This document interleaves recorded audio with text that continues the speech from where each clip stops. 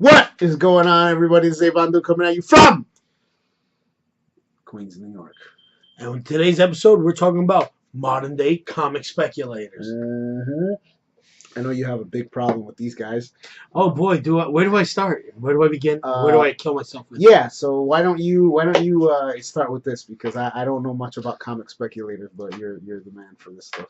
I am, and I am. No, but here's the thing. I had an argument over Frank Miller charging $100 for his autograph at Comic-Con. Mm-hmm. And at New York Comic-Con, he only did 40 autographs, and he didn't charge that much for it. But here's the thing. He's one of a few artists and writers that will charge you a lot for their autograph. But here's the thing. He's also the one that's always on sale on eBay. He's always the one with Stan Lee and John Romita Sr., sometimes Jr.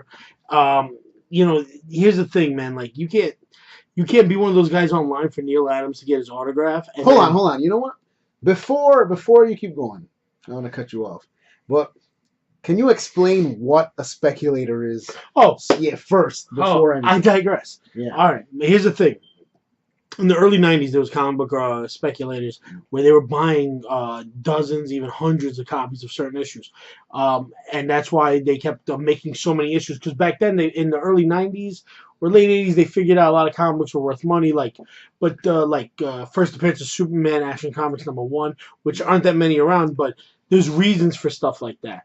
And because back in the day they used to print like 200,000 copies, a lot. But then they had paper rations, World War II, stuff like that. But this ain't the same shit. It's completely different. These people were buying like the Death of Superman, which I think printed like around 11 million copies, and they were like, I bought 30 of them, and they thought they were gonna put their kid through college.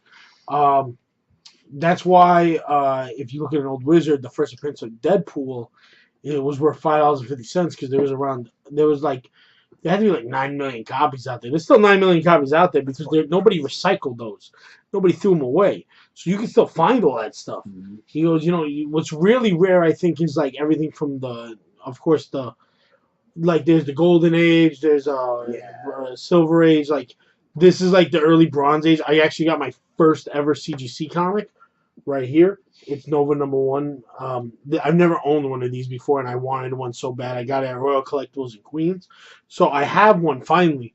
But here's the thing. I'm not a speculator. I have books, comics, toys, T-shirts, boxes, little figurines I collect. He's a little figurine. He's a little figurine. Statues all over the place. They came with the Cracker Jack books. Yeah, throughout the crackers, though. But, you got to be like, I really love this art form. I love the way of life. I like being a nerd. It's not chic to be geek. I'm an ugly fuck. But to me, it always bothers me when there's people who are like, oh, I collect this for that. I remember when I was selling off like some of my books to pay my college. I literally paid college off of selling my single issues. I collect trades and a couple of key issues here and there. I have a wall of signed books that I keep, but I always ask them to Billy, but they don't want to do it because they're like, you might want to sell it one day. Like, Neil Adams will always get on you about that, which he's cool about. It's a little crazy, but he's cool. First Prince of Lobo, Mr. Miracle's first issue. I have Just Leave America, Neil Adams cover of Adam Strange shooting all the Justice League. Like, I'm a big comic book guy, and I like getting signatures. I like meeting artists, but most of them charge. Neil Adams will give you one free. Yeah, of course, man. They're making money. Yeah, but everybody who's offended are usually speculators. They're like, how am I supposed to make a buck if I got to pay $100 to Frank fucking Miller? And it's like, I got to eat. You can get a job. Because that was his job, and you know what? He should be making money. This is the thing that aggravates me with that is like, people are online to get a signature from Stan Lee because they respect Stan Lee. They respect what he's done. They like the books that he wrote. Yeah. Some people just bought posters that was the last New York Comic Con. Yeah, that's the thing. I met like a girl who did that online, and she just wanted to meet him. I met people who had CGC books that they cracked it to get it signed. But they were like reprints. I went on my way to find, I think, issue 96, the first drug issue, which no code authority on it, doesn't have a stamp on it, and he signed it, and they gave me a sticker that's official him. Yeah. I don't think I'm going to get a CGC. It's a real beat-up book. It's on my frame wall, though. It's like all my framed books.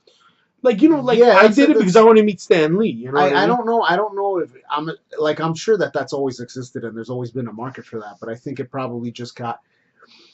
Because of the movies, like with everything now, because of the movies, now you have like a bigger pool of douchebags that Yeah. are like, oh yeah, I'm gonna cash in on this and that. It's It's actually like, been since Walking Dead, because I remember when I was selling my books that I go through college. What I was trying to make a point was, people would hit me up and then send pictures of their children sick or whatever stock footage they found online. Be like, oh, my kid is dying. He really needs this book, and I need it cheap. I can't afford it. And I was like, yo, bro, I don't have Walking Dead, first of all.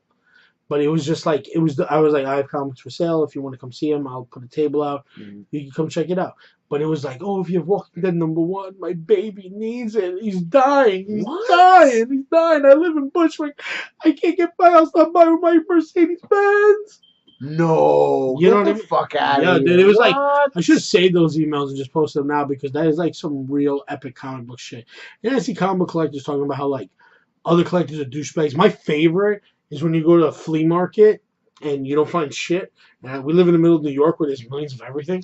Yeah. But some guy in Wichita, Kansas, found 19 copies of fucking the first appearance of Captain Marvel, the first appearance of Miss Marvel, and he's like, "Look at this, all for $4."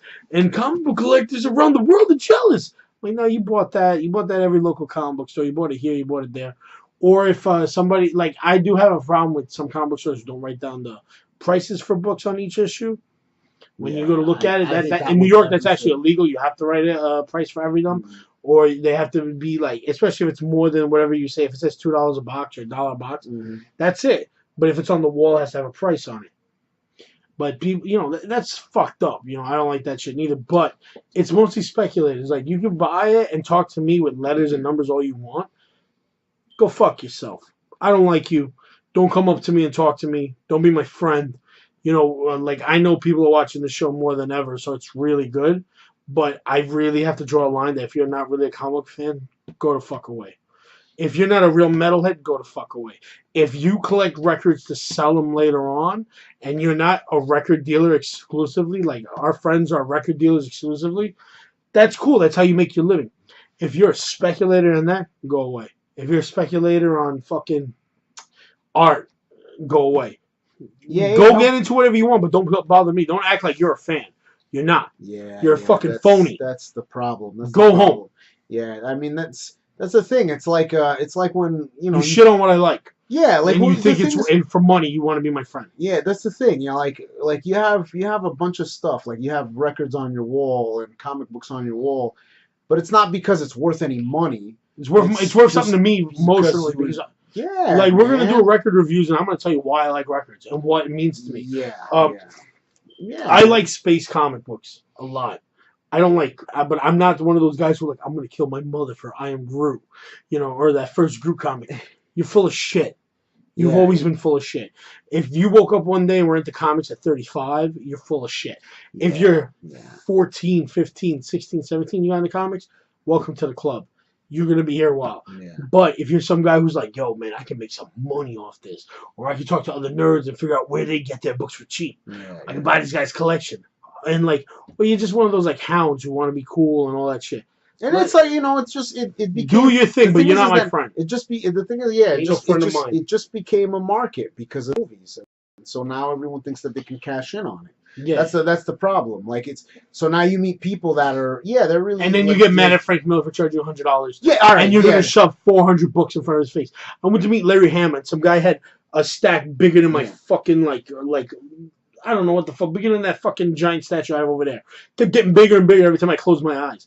He wasn't taking the books out. He just signed the plastic, and the guy was like, "Oh, please, please." And now they cut out parts where they want you to sign, and guys have to spend all their time. I'm the guy behind you. I'm waiting all day long. I'm thinking about hitting you. Fuck out of here with that shit, man. Nah. First of all, if you're gonna complain about a guy trying to make a buck for getting signed, you're not fucking forced to get that signature. You don't have to pay the $100. You don't have to pay the $200. You don't have to pay Chris the $90. Claremont from the X-Men charges $5 a book. Yeah, and people call feelings. I was like, bro, bring 5-10 books if you want, because he deserves the money. But if I only brought one book, here's your $5. Thank you. Yeah, man. Like I know. Tell me a little story, whatever. Walt Simonson. Everybody called feelings because he did an interview with a kid at New York Comic Con. But the cool part is he said, "Oh, for the first 15 people who've been here online this whole time waiting for me even to show up, since I'm holding you up, I give you a free sketch." It wasn't free because we still wanted to give money. Everybody, he said, donate it to my favorite charity. Walter Simonson is one of the best people in the world. I only say it's not because you don't want to be that guy who gets it free and runs off. You want to be the guy who chips in some money. Yeah. You came with money for Comic-Con, throw the money in. It was me and like 10 other dudes and women who were mad hardcore about it, just to fucking like, yeah, definitely, man. He did a great fucking Beta Ray Bill in my sketchbook. Oh yeah. And he did it. He did a great interview with that kid prior. He signed my other books. He signed my first appearance of Beta Ray Bill, and he signed my other stuff. He didn't charge for any of that stuff because he's like, I love comic books. But here's the thing: if you're Frank Miller, if you're Stan Lee, you're not doing that many Comic Cons because you just.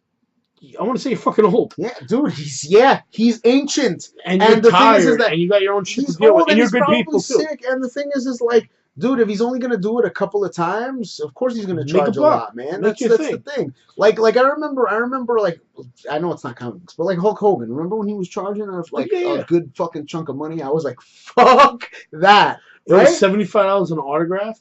It was a 2,000 person line with no problem. Yeah, man. Because it was once in a lifetime Hulk Hogan. Like I was talking shit, but then like a couple of years later, I'm like, fuck it. Like who cares? Like I didn't pay the $75 because I was fucking broke. So I was like, fuck this shit. So I I kept my $75, but I didn't get a Hulk Hogan autograph, which I still regret. But I also gave some guy a hard time about paying like $200 to meet Carrie Fisher at last year's Comic-Con. $200, maybe $150. Damn. Who cares? She passed away recently. You're never gonna meet Princess Leia. It's just money. If you're a hardworking person, you'll go find a way to go make it. Yeah. If you're a hustler, you'll find a way to make it. Yeah. But don't hustle me and don't talk shit to me. Yeah. And we should wrap this up because I get stifled and angry and hot and bothered. Well, hold on, relax. It's like 12 minutes in, and I want to choke somebody out. Suave, bro, suave. Listen, yeah, that's why I'm glad. Like, I don't know if there's a market. I don't know if it's happened, but with video games, I'm very happy that hasn't happened yet. Yeah, but you know why? Because there's emulators out there for if you really want to play, you play games. That's the thing. But if there was no way to resell something, if they can sell Dragon Sword, is it the one I gave you? I gave you as a gift one time. It was Dragon something. Dragon Warrior. Dragon Warrior. Yeah. If people found out that, oh my god, the game was like $300, my kid is dying. I must own this because my child will die. Yeah. I will push him in front of a car. It's like Millhouse when he's like, oh man, Mr. Burns ran me over, and he says he's coming back again. Yeah, it's like if that shit started happening like with old fucking games like PS1 games, I'd be tight. Like, but it does to a certain degree. It does, yeah. But the thing is that it's not. Yeah, that too. Like I love like perfect example. You can't emulate Stan Lee unless you people are like, man, I love this guy Stan Lee. That's true. His name's Stan. That's whatever. True. And the thing is like a CD will last a while, and you have the case, and it's gonna last a while. Like perfect examples, it's 2001, bro. Yeah. Hey, it's not that long ago. I'm like talking about 1939. That's true, no, but yeah, that's true. We didn't even have flying back then. It was just leaping. Getting video games is probably a lot easier than getting like books. But the thing with video games is that it's not just like the book. Like you see how you have the book. The video game is like the book, the booklet, the case, like all that. But you're talking to somebody who actually has the WrestleMania game like that on Nintendo. Yeah. And the G.I. Joe game on Nintendo. And the thing is like I like getting that stuff only because I like getting the stuff because I think it's cool and it's dope. Like it. Yeah, man. Like if I got like the fucking old school box for Nintendo for Tetris or something, and I just found it, I'd be like, hell yeah. I don't give a shit that it's worth anything. If it's worth something, then oh yeah, fuck yeah. But I'm not gonna be like, oh my god, like fuck, I don't care that much. I just like old video games. I like old retro stuff. It's the same thing with you. You like you like comic books, and it's a retro thing, and it's a nostalgia thing, and it's a sentimental thing. It is. Comic books, I like the smell of comic books and old comics. Yeah. But don't get me wrong, I'm not collecting hardcore like that. Like I put my money where my mouth is when I pick up stuff. I'm into trades. I have an army of trades. You watch our other videos of my collection of trades because those aren't worth dick. They're not worth nothing. Anything I got that's worth money is just because I wanted it. Yeah. You know what? I'm not gonna cry to get it signed. Yeah, it's like what I mean. Like I need Todd McFarlane to sign my first appearance of Venom. Yeah, I'm not gonna threaten the guy's life for it. Like Eric, I went up to Eric Larson and he signed my magazine covers of Wizard, Mad Chill. But I asked him for a sketch and he was like $200. I was like, oh, I didn't have the money at the time. But he goes, if you don't charge that, people will be lining up here. I'll be here for 16 weeks. Oh, that's a good point too, man. That's actually a really good point. And that's his money. That's his artwork. Yeah. Just like when I put up drywall, I'm gonna charge you for it. Yeah, yeah. Because if you're good at something, don't do it for free. Yeah, of course. Nobody's gonna do it. You're an idiot if you do it. I mean, you're not necessarily an idiot, but but like, if you need the money and you have a skill, then go get paid for it. Why not? That's kind of stupid. But And we should. again, like I don't do it like with Magic cards. I love Magic. I loved Magic when I was a kid. I don't go out and try to fucking find the Jism Djinn or a fucking Black Lotus because I want to buy it and resell it. If I come across one and I have the money to afford it ever, which will not happen because I'm not willing to pay that much. CGC.